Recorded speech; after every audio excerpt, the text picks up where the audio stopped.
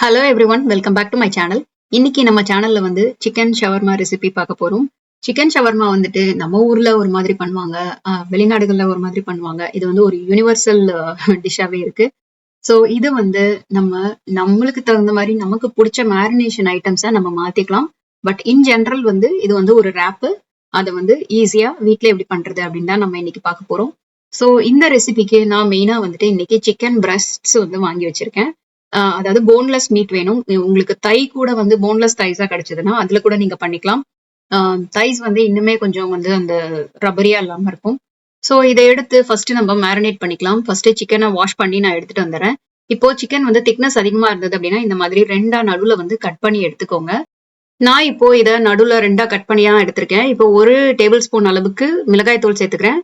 1 teaspoon மல்லித்தூள், கொஞ்சமா சீரகப்பொடி, கொஞ்சமா கரம் மசாலா, மஞ்சள் தூள், அதுக்கப்புறம் கொஞ்சம் உப்பு, இதெல்லாம் நான் சேர்த்திருக்கேன். பெப்பர் சேர்த்திருக்கேன். அதுக்கப்புறம் நீங்க வந்து இதுல இன்னுமே வந்து onion powder, garlic powder, paprika உங்களுக்கு எதெல்லாம் பிடிக்குதோ அதெல்லாம் சேர்த்துக்கோங்க. நான் இன்னைக்கு எண்ணெய் மட்டும் ஊத்தி இதை மேரினேட் பண்ணிருக்கேன். நீங்க வேணும்னா கொஞ்சோண்டு தயிரும் போட்டீங்கன்னா இன்னும் வந்து சிக்கன் வந்து சாஃப்டா வரும். இப்போ நம்ம இதை அயன் ஸ்கில்லட்ல வந்து நம்ம போட்டு ஃப்ரை பண்ணி எடுத்துக்க போறோம். சிக்கனை வந்து மேரினேட் பண்ணீங்கன்னா அதுல வந்து தயிர் இருந்ததுன்னா அதை கொஞ்சம் நேரம் ஊற வைங்க. இல்லைன்னா இந்த மாதிரி உடனே வந்துட்டு நம்ம வந்து சிக்கனை ஃப்ரை பண்ணி எடுத்துக்கலாம். இது வந்து ஷாலோ ஃப்ரை தான் பண்ண போறோம்.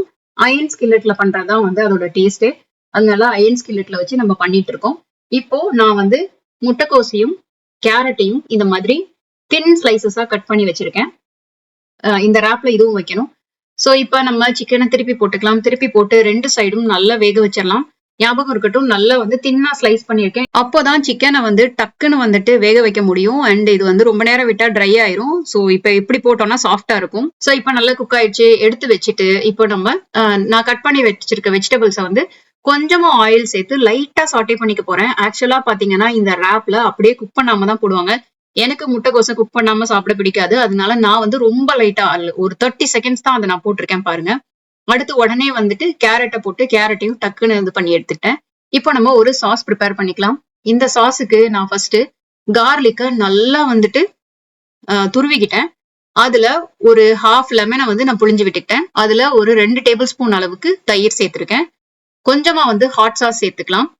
ஹாட் சாஸ் வந்து உங்களுக்கு எவ்வளவு காரம் பிடிக்கும் அப்படிங்கறத பொறுத்து. இப்போ இதுல கொஞ்சம் உப்பு, பெப்பர் சேர்த்துட்டு இதை நம்ம நல்லா மிக்ஸ் பண்ணி எடுத்துக்கலாம். இந்த சாஸ்லயே சில பேர் பாத்தீங்கன்னா குக்கும்பர் அண்ட் கொரியாண்டர் எல்லாம் சேர்ப்பாங்க.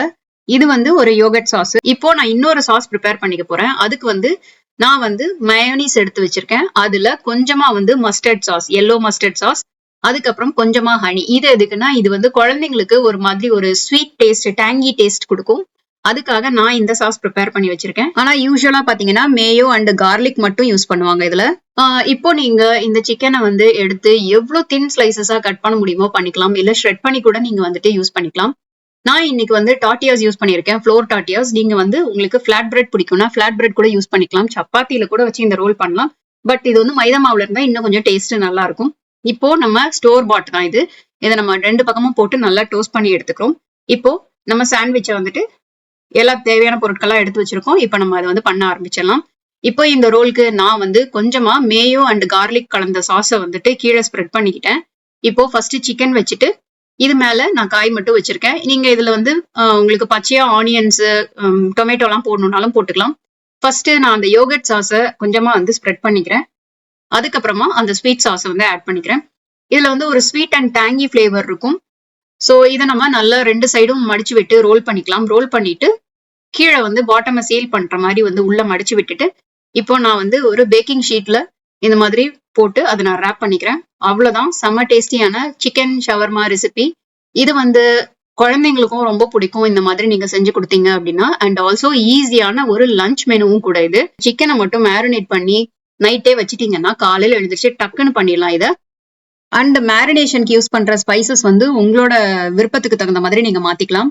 சோ இந்த ரெசிபியை நீங்களும் ட்ரை பண்ணி பாருங்க. ட்ரை பண்ணி பார்த்துட்டு எப்படி இருந்தது அப்படிங்கிற உங்களோட கமெண்ட்ஸை எங்களோட ஷேர் பண்ணிக்கோங்க. இந்த வீடியோ உங்களுக்கு யூஸ்ஃபுல்லா இருந்தா வீடியோக்கு கீழே ஒரு லைக் கொடுங்க. மறக்காம எங்க சேனலுக்கு சப்ஸ்கிரைப் பண்ணிக்கோங்க. பக்கத்துல இருக்க பெல் ஐக்கானையும் கிளிக் பண்ணிக்கோங்க. தேங்க்யூ சோ மச் ஃபார் வாட்சிங். பாய், டேக் கேர்.